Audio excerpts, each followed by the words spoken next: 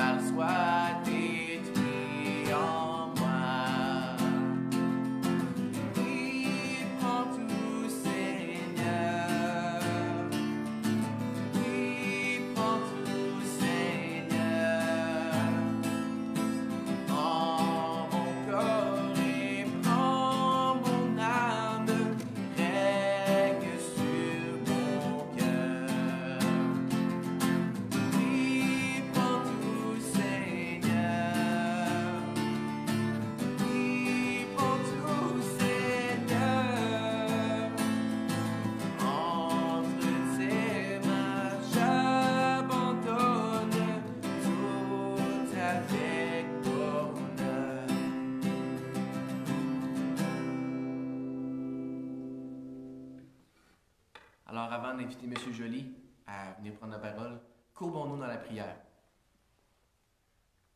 Seigneur grand Dieu, Père éternel, je te rends gloire, Seigneur, pour le beau temps que tu nous donnes, le printemps qui s'en vient, Seigneur. Je te remercie parce qu'on a des autorités qui ont pris des mesures de précaution pour que cette pandémie, Seigneur, puisse être réduite, puisse être contrôlée un peu plus. Je te rends gloire aussi, Seigneur, pour tout le personnel infirmier ou médical, Seigneur, qui prend soin de la population et qui travaille sans relâche pour que nous, les gens normaux, on puisse être en sécurité. Je te rends gloire aussi, Seigneur, pour la technologie qu'on peut utiliser pour ton œuvre, Seigneur. On peut mettre ça entre tes mains, rejoindre plusieurs personnes qu'on n'aurait jamais pu rejoindre autrement. Et je te prie, Seigneur, pour chacun des auditeurs ce matin, que tu puisses travailler leur cœur, que tu puisses faire un œuvre dans leur vie, Seigneur, puis venir leur parler à travers M. Joly. Alors, je te prie tout ça, Seigneur, au nom de ton Fils Jésus. Amen. Alors, M. Joly, la parole est à vous.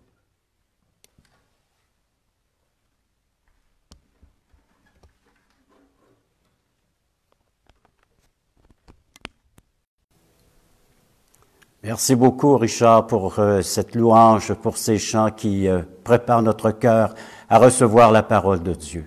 Bonjour à vous tous. Ce matin, ce message se veut un message de rassemblement. Rassemblement parce que malgré la distance physique, la distanciation telle que recommandée par nos autorités, la distanciation sociale, ce message va nous rapprocher de façon amicale, puisque nous sommes tous en train de vivre le confinement avec le grand danger, le danger d'exploser émotionnellement. Laissez-moi vous raconter une partie de la semaine dernière, ce que j'ai pu vivre. Je sais que chacun aurait son histoire à nous partager, à nous raconter, mais voici la mienne. Alors, dimanche dernier, je reçois un appel de ma fille, son mari, ses enfants, qui se trouvent dans notre maison, la maison de ses parents que nous louons. Et elle m'appelle pour me dire que le chauffe-eau est brisé. Alors, ils n'ont plus d'eau chaude. Alors, j'ai dit, bon, c'est pas si grave que ça, on va se trouver un chauffe-eau et puis on va pouvoir le remplacer. Eh bien, en arrivant à la quincaillerie, on me dit qu'il n'y a plus de chauffe-eau. Parce que ces chauffe-eau viennent de la Chine. Et en Chine, les usines sont fermées. Donc, ce n'est plus seulement l'achat d'un chauffe-eau, mais à la recherche d'un chauffe-eau à Saint-Georges-de-Beauce. Heureusement que j'ai pu en trouver un assez rapidement, ainsi que la main-d'œuvre. Le tout a pu être rétabli et se laver à l'eau chaude. Mais lundi matin, le lendemain, mon épouse avait reçu un appel de l'hôpital pour aller repasser une mammographie. Alors, comme vous le savez, dans la période dans laquelle nous sommes, on laisse la personne entrer à l'hôpital, on ne peut pas l'accompagner. Et c'est correct comme ça, on ne veut pas répandre, donc, on ne veut pas propager la maladie COVID-19. Alors, donc, elle rentre à l'hôpital. À l'habitude, je l'accompagne partout où elle va pour des soins ou passer des tests, des examens. Et elle me dit, ça ne devrait pas être long, parce qu'on est déjà passé par là, et puis c'est vrai, 15 minutes et c'est terminé, elle ressort, et puis où nous ressortons ensemble, et puis nous repartons à d'autres activités. Mais voilà que, après 1h30 assis dans l'auto, attendre, je reçois un appel d'une personne qui travaille à l'hôpital, et puis elle me dit que votre dame a passé sa mammographie, une seconde mammographie, et puis une échographie, et que là, elle va maintenant passer par la biopsie. Une attente de donc plus de 3 heures. Et là, c'est une attente de 2 à 3 semaines pour en connaître les résultats de ces tests. Et hier, samedi, nous apprenions qu'une bonne amie, à mon épouse et à moi, une amie qui vit en France, est atteinte du COVID-19. Comment va ma santé émotionnelle? Difficile à gérer toutes ces émotions qui se bousculent l'une après l'autre. Comment va votre santé émotionnelle? Colère, agressivité, tristesse, inquiétude, peur, dépression, souffrance intérieure, les souffrances de l'âme. Sommes-nous en train de devenir fous, de paniquer? On ne se comprend plus. On agit, on parle sans vraiment réfléchir, on fait des gestes sur le coup de l'émotion. L'âme en souffrance, le mal intérieur. On s'aperçoit rapidement que la vie est plus que la nourriture et le physique.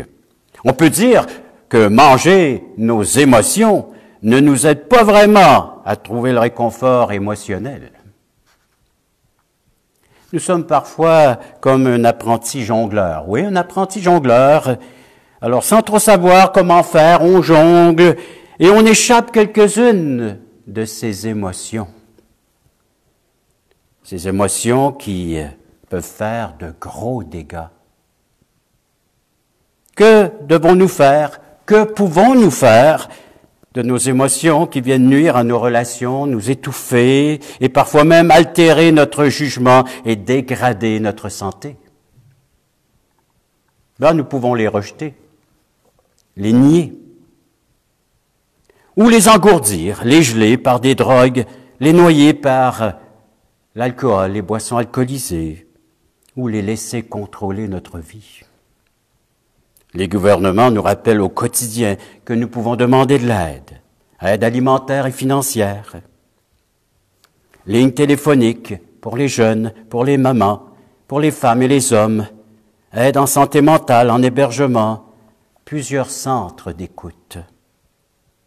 Mais as-tu pensé en appeler à Dieu?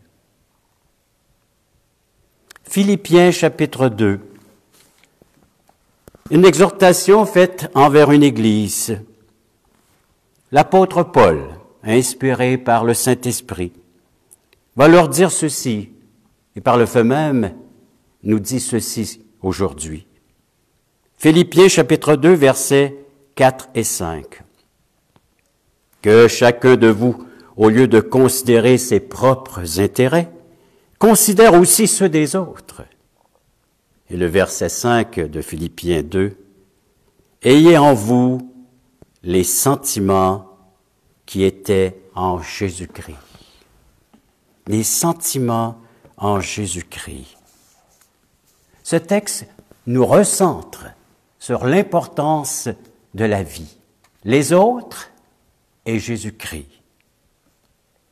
Où est votre centre d'intérêt, votre centre de vie? Comment faire pour recentrer ma vie sur ce qui est important, le Christ et les autres? Une émotion, c'est spontané, c'est soudain, c'est du tout à coup. Un sentiment, c'est cultivé, c'est traité, c'est poli, c'est travaillé, ça évolue. C'est même un signe de maturité, nous disent les Saintes Écritures. Donc, Dieu nous dit qu'elles ont leur place dans une vie et qu'elles sont essentielles. Alors regardons pourquoi et comment est-ce que Dieu peut m'aider dans mes émotions. Un premier aspect à noter, c'est d'être reconnaissant envers Dieu, car Dieu n'est pas indifférent. Dieu est là pour nous conseiller, pour nous aider, nous soutenir, même dans nos émotions. Dieu nous dit qu'elle devrait refléter sa personne. Ayez les sentiments qui étaient en Jésus-Christ. Nos émotions devraient démontrer à qui nous appartenons. Créé à son image, l'être humain est le reflet de Dieu, une création de Dieu. Oui, l'amour, la haine, la jalousie, la colère, le regret, la tristesse, la joie, l'espoir, tout cela a été exprimé dans la vie de Jésus.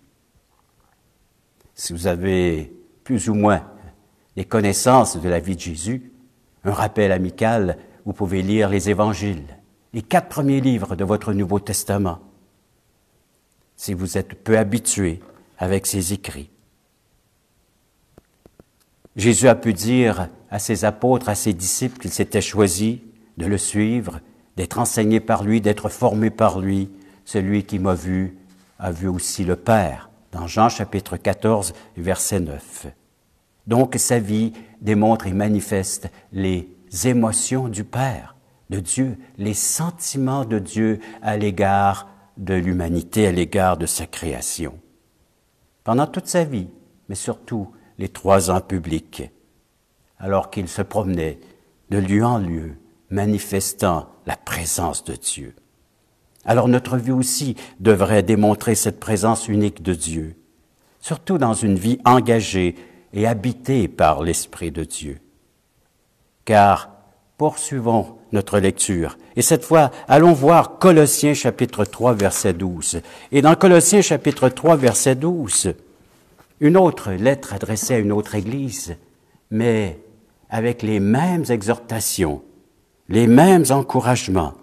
Et dans le verset 12, encore une fois, Paul, cet apôtre, ce disciple de Jésus-Christ, va nous dire dans Colossiens 3, 12, « Ainsi donc, comme des élus de Dieu, saints et bien-aimés, revêtez-vous de sentiments, de compassion, de bonté, d'humilité, de douceur, de patience. » Et il rajoute au verset 13 de Colossiens 3, « Supportez-vous les uns les autres. Ici l'un a sujet de se plaindre de l'autre, Pardonnez-vous réciproquement, de même que Christ vous a pardonné. Pardonnez-vous aussi. Et il rajoute, mais par-dessus toutes ces choses, revêtez-vous de l'amour qui est le lien de la perfection. Dieu veut nous revêtir de la personne de Christ, de son Fils bien-aimé. Revêtez-vous de ces choses. Et tous en bénéficieront. Les autres, moi et Dieu, pourra bénéficier de cette vie. Vous savez, je suis un bénévole de la Croix-Rouge. Et lorsqu'on se rendait sur les lieux, parce que tout a changé depuis la pandémie, on se rendait sur les lieux du sinistre pour y rencontrer les sinistrés. Et la première chose que nous, les bénévoles de la Croix-Rouge, faisions, c'était de prendre la couverture de la Croix-Rouge et la déposer sur les sinistrés. Quel réconfort! Accompagné de quelques paroles, nous venons vous aider dans vos besoins immédiats. Mais juste le fait de recouvrir ces gens qui venaient de vivre des pertes. Et c'est exactement ce que Dieu veut faire. Avec chacun d'entre nous, avec l'être humain, nous recouvrir de la personne et les sentiments qui sont en Jésus-Christ. Recouvrir. Et relisez-le. Vous allez voir quel bienfait que ça peut nous faire, nous, à l'être humain. Et non seulement nous revêtir de ce vêtement de Christ, de ses sentiments, mais aussi d'être habité par lui. Alors encore une fois, une autre lettre, celle adressée aux Galates, chapitre 5, le verset 22. Galates 5, verset 22. Paul encore encourage une autre Église à vivre des sentiments de Christ. Mais cette fois, il va leur en donner la force, la capacité. D'où vient-elle cette force de pouvoir vivre ces sentiments qui font du bien à tout être humain? Galates chapitre 5, verset 22. Mais le fruit de l'esprit, c'est l'amour, la joie, la paix, la patience, la bonté, la bienveillance, la foi, la douceur, la maîtrise de soi. La loi n'est pas contre ces choses. Ceux qui sont à Jésus-Christ ont crucifié la chair avec ses passions et ses désirs. Si nous vivons par l'Esprit, marchons aussi par l'Esprit. Ne cherchons pas une vaine gloire en nous provoquant les uns les autres, en nous portant envie les uns aux autres. Quel changement radical pour celui qui est habité et qui se laisse contrôler par l'Esprit de Dieu. Quel est le message que je laisse aux autres? Qu'est-ce que je projette sur les autres? Quel est le message que mon entourage peut percevoir et lire en ma personne et mon attitude? Comment voulons-nous nous souvenir de notre comportement pendant cette pandémie de la COVID-19 de 2020 et ce confinement? Que voulons-nous laisser envers les autres? Mais d'où provient ce désordre émotionnel? Quel contraste entre ce que nous pouvons vivre aujourd'hui et ce que la Bible enseigne? Il s'est passé certainement quelque chose. Alors d'où provient ce désordre émotionnel, cette perturbation qui trouble notre âme ainsi que celle des autres? Bien, allons voir l'origine de ce trouble émotionnel. Premier livre, dans la Genèse, qui veut dire les origines, chapitre 3. Que s'est-il passé? Regardons cela ensemble. Genèse chapitre 3, versets 7 à 11. Je vous en fais la lecture. Alors c'est Adam et Ève qui se retrouvent dans un jardin de délices. Et le verset 7, après avoir mangé de ce fruit, un fruit que l'Éternel avait défendu de toucher, les yeux de l'un et de l'autre s'ouvrirent, Ils connurent qu'ils étaient nus, et ayant cousu des feuilles de figuier, ils s'en firent des ceintures. Alors ils entendirent la voix de l'Éternel Dieu, qui parcourait le jardin vers le soir. Et l'homme et sa femme se cachèrent loin de la face de l'Éternel Dieu, au milieu des arbres du jardin. Mais l'Éternel Dieu appela l'homme et lui dit, « Où es-tu » Il répondit, « J'ai entendu ta voix dans le jardin et j'ai eu peur, parce que je suis nu et je me suis caché. » Et l'Éternel Dieu dit, « Qui t'a appris que tu es nu? Est-ce que tu as mangé de l'arbre dont je t'avais défendu de manger? » Et l'homme répondit, « La femme que tu as mise auprès de moi m'a donné de l'arbre, et j'en ai mangé. » Nous assistons ici à des relations difficiles, brisées, la honte, la culpabilité, la peur face à Dieu et tension entre conjoints, suite à un acte commis, un acte défendu ou une désobéissance. Comme un membre de notre corps qui se disloque, séparés violemment, sortir de leur place normale, les parties d'un ensemble qui se séparent, les parties d'une articulation. Nos émotions ont sorti de leur état normal. Elles nous font souffrir.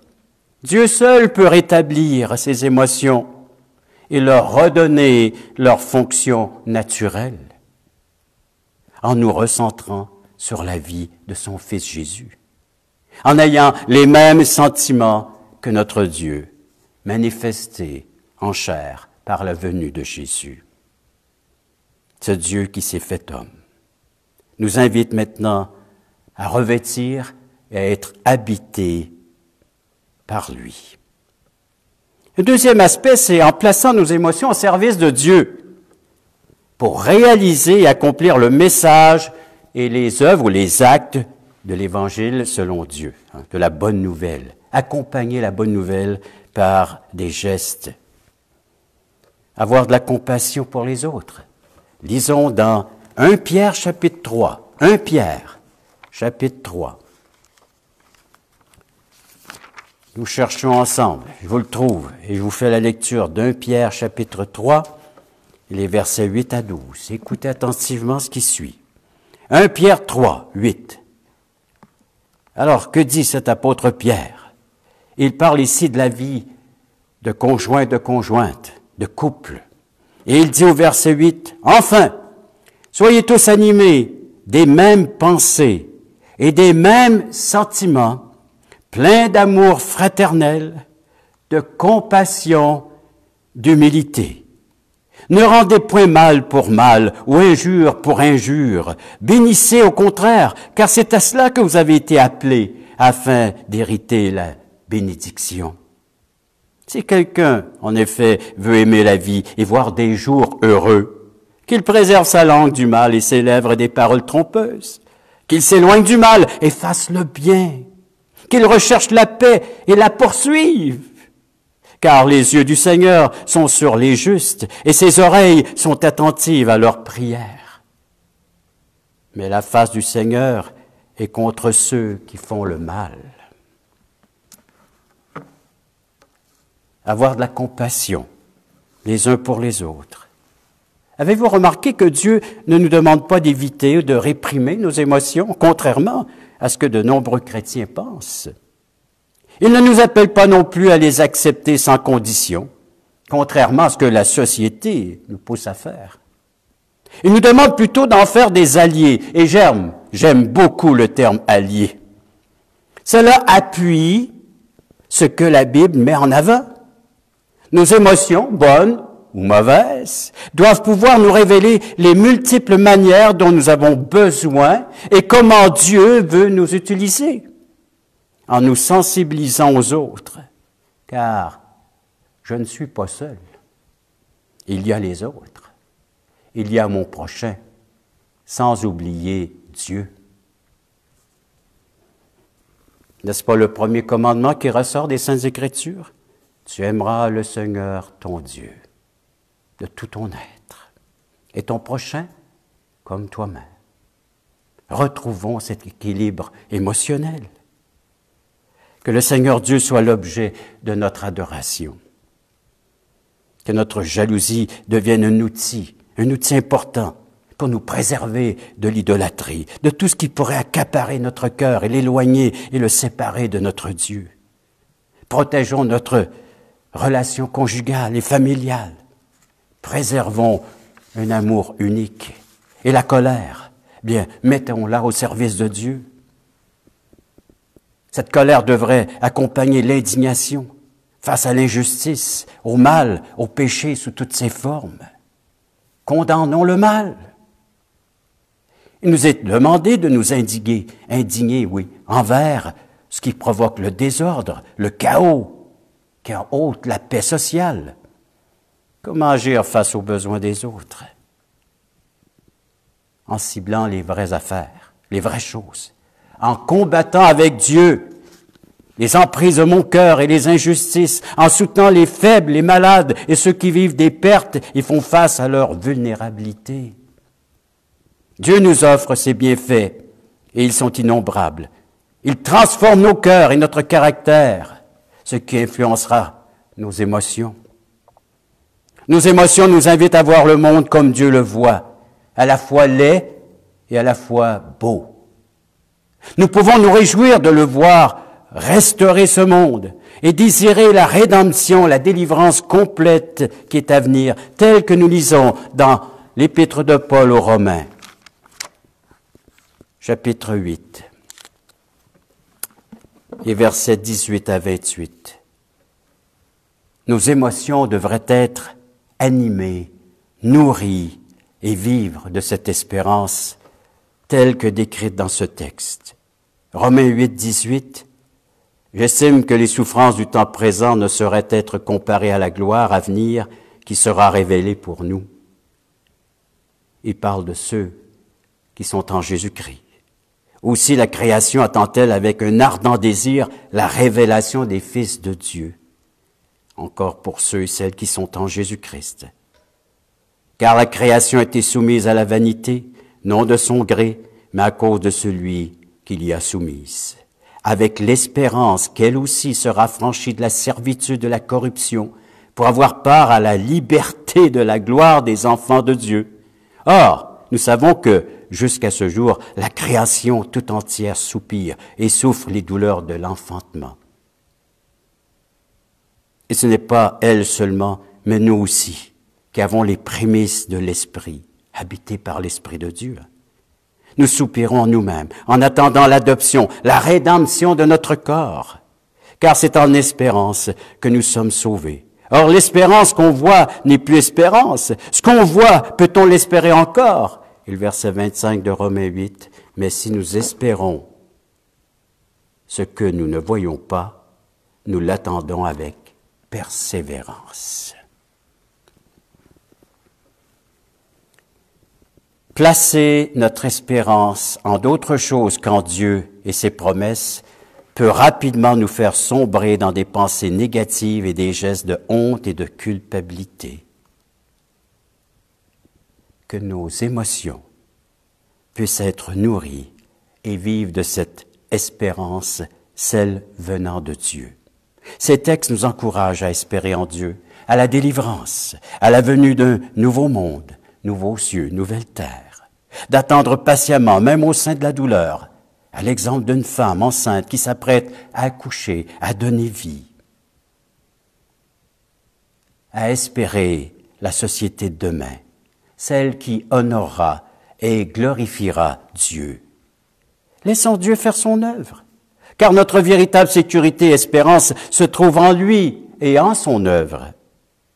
Notre attitude envers le Covid-19 ou cette maladie devrait témoigner d'espérance et de paix et non d'hystérie et de panique. Nous attendons un monde meilleur. La vie de famille sera meilleure, la vie professionnelle, la vie sociale devrait être motivée par cette espérance. Mes commentaires que j'émets sur les réseaux sociaux devraient être inspirés par cette espérance. Comment pourrais-je servir mon Dieu et les autres dans le contexte actuel? Voilà ma question. Une communication, un dialogue, afin d'épanouir la vie de couple, la vie de famille. Il nous faut une communication sanctifiée, afin d'être épargnés de la destruction dans les temps de crise et de voir tant de foyers se briser, de foyers de vie brisés, qui pourtant avaient un dialogue entre eux. Ils s'échangeaient entre eux. Et c'est vrai qu'il est bon de communiquer dans les temps dans lesquels nous sommes, mais pourquoi pas rajouter une communication sanctifiée, une vie consacrée, engagée à Dieu. Nous voyons à travers toute la Bible que Dieu sans cesse nous encourage, nous réconforte, nous convainc, nous oriente, au lieu de nous tendre un manuel d'auto-transformation émotionnelle. Il nous invite patiemment et tendrement à venir avec lui, à vivre toutes nos émotions. Ce qui fait de nos émotions l'une des premières façons d'approfondir notre relation avec lui. Et ce sera ma conclusion aujourd'hui. Ce troisième aspect et dernier aspect, en lui partageant, en lui apportant nos émotions. Arrivé à ce point, vous vous demandez peut-être à quoi ressemble le fait d'apporter ses émotions à Dieu. Je vais vous donner un exemple tiré d'un passage qui a eu un grand impact sur ma vie. Nous sommes invités à aller vers Dieu. Le psaume 22. Beaucoup d'entre nous aiment les psaumes. On s'y retrouve dans ces psaumes, dans ces cantiques, dans ces chants, où est-ce que l'être humain exprime sa douleur, sa souffrance, sa joie, ses peines, sa tristesse. Et dans le psaume 22, nous voyons le psalmiste qui nous parle de sa douleur, de sa souffrance, et il décrit ses émotions d'âme dans le psaume 22. Le verset 2. Mon Dieu, pourquoi m'as-tu abandonné et t'éloignes-tu sans me secourir, sans écouter mes plaintes? Mon Dieu, je crie le jour et tu ne réponds pas. La nuit, et je n'ai point de repos. Et pourtant, tu es le Saint, tu sièges au milieu des louanges d'Israël. En toi se confiaient nos pères, ils se confiaient et tu les délivrais, ils criaient à toi et ils étaient sauvés, ils se confiaient en toi et ils n'étaient point confus. Et moi, je suis un ver et non un homme, l'opprobre des hommes et le méprisé du peuple. Pourquoi, mon Dieu? Mon Dieu, m'as-tu abandonné? Pourquoi tu restes loin? Pourquoi tu ne viens pas me secourir malgré toutes ces plaintes? Je t'appelle le jour, je t'appelle la nuit, tu ne réponds pas. Je crie sans trouver le repos. Voilà un homme en proie à une grande détresse. Il se plaint. Il est seul, abandonné. Imaginons un instant la nature et l'intensité des émotions qu'il devait ressentir pour en arriver à écrire cela. La peur, la panique, une profonde déception, le choc de se sentir trahi, un chagrin palpable. Regardons ce que fait cet homme avec ses émotions si douloureuses. Il les amène à Dieu. Il semble se sentir libre de confronter Dieu, même par des cris, au fait de se sentir abandonné par lui. Il appelle ce Dieu dont il se sent si coupé, mon Dieu. Il s'adresse à lui directement. Il ne fait pas que parler de lui de façon abstraite. Pourquoi m'as-tu abandonné? Pourquoi es-tu si loin? C'est très précis. Le psalmiste, du nom de David, sait très bien que son Dieu ne l'abandonnera pas, mais il partage ce qu'il vivait à ce moment-là de sa vie. Car ce récit du psaume 22 se termine avec une affirmation de la fidélité de Dieu. Je vous lis les textes 28 à 32, toujours du psaume 22. Toutes les extrémités de la terre penseront à l'Éternel et se tourneront vers lui. Toutes les familles des nations se prosterneront devant ta face, car à l'Éternel appartient le règne, il domine sur les nations. Tous les puissants de la terre mangeront et se prosterneront aussi Devant lui s'inclineront tous ceux qui descendent dans la poussière, ceux qui ne peuvent conserver leur vie. La postérité le servira. On parlera du Seigneur à la génération future.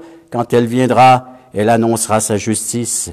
Elle annoncera son œuvre au peuple nouveau-né. Rempli d'espérance.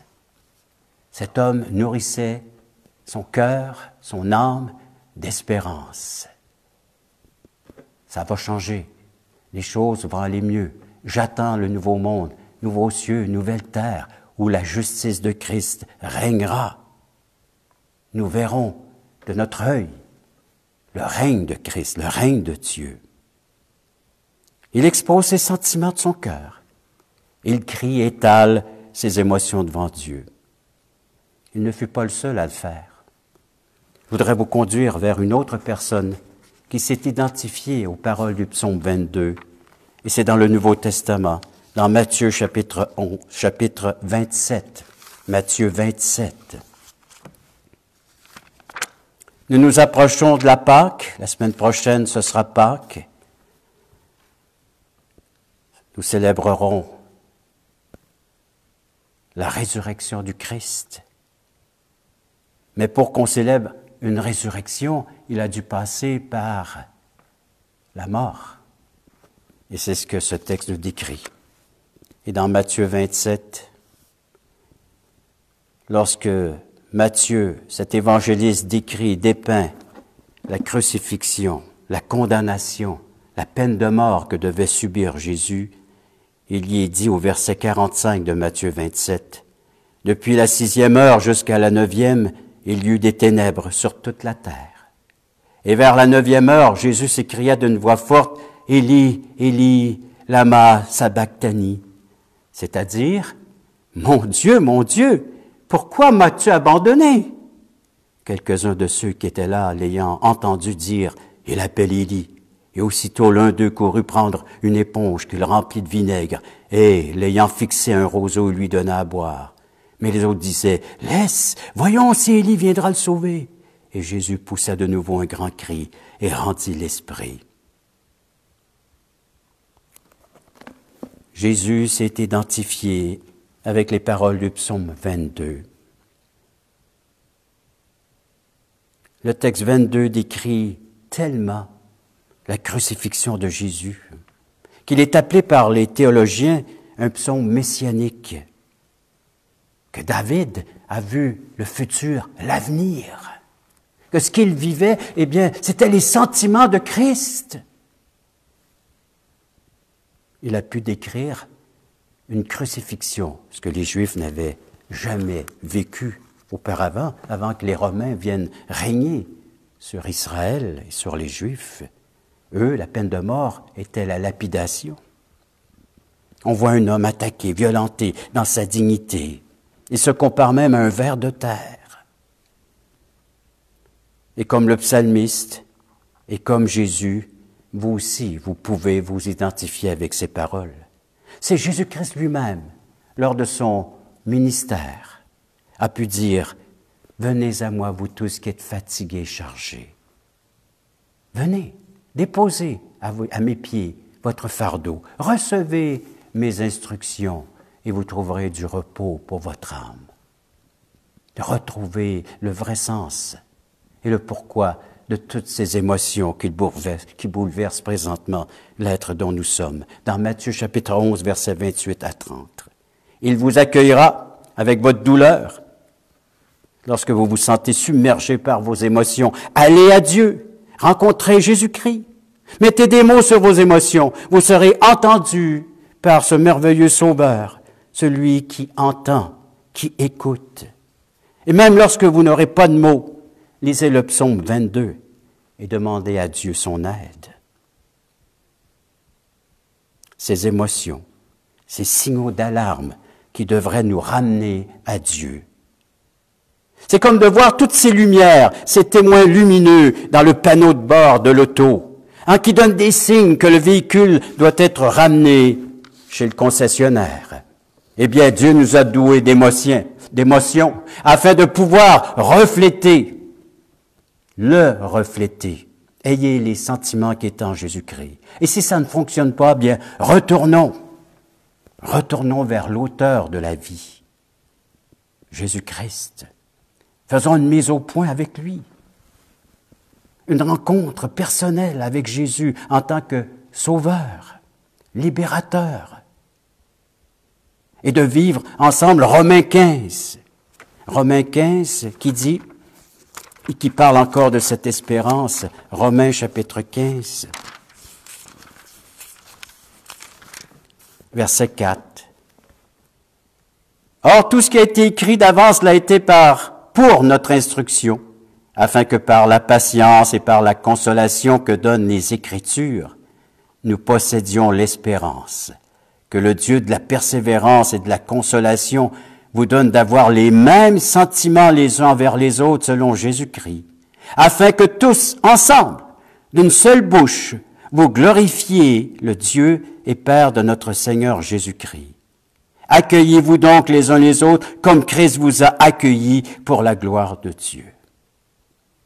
Que nous puissions tous vivre cette réalité. Si vous retenez une chose ce matin de l'enseignement qui vous a été donné, eh bien j'aimerais que ce soit ceci. Une parole simple. Nous faisons tous face à de l'adversité, tôt ou tard. Et par notre réaction vis-à-vis d'elle, nous serons endurcis ou adoucis. Certaines personnes s'endurcissent et résistent à Dieu dans l'adversité. D'autres qui savent comment y réagir se laissent mûrir, se laissent briser, se laissent adoucir, se laissent préparer, se laissent équiper, se laissent énergiser, se laissent fortifier. Je veux seulement terminer en vous posant cette question. Laissez-vous l'adversité à laquelle vous faites face aujourd'hui vous endurcir et vous rendre inutile pour l'œuvre de Dieu? Est-ce réellement votre désir de renoncer aux promesses de Dieu devant l'adversité? Ou au contraire, la laisserez-vous vous adoucir pour faire de vous une magnifique réplique du Seigneur Jésus? Une source de réconfort pour tous ceux qui subissent des épreuves et souffrent? C'est une constatation. Nous vivons dans une société déchue et depuis quelques générations, la culture ambiante s'est employée à rejeter les valeurs chrétiennes.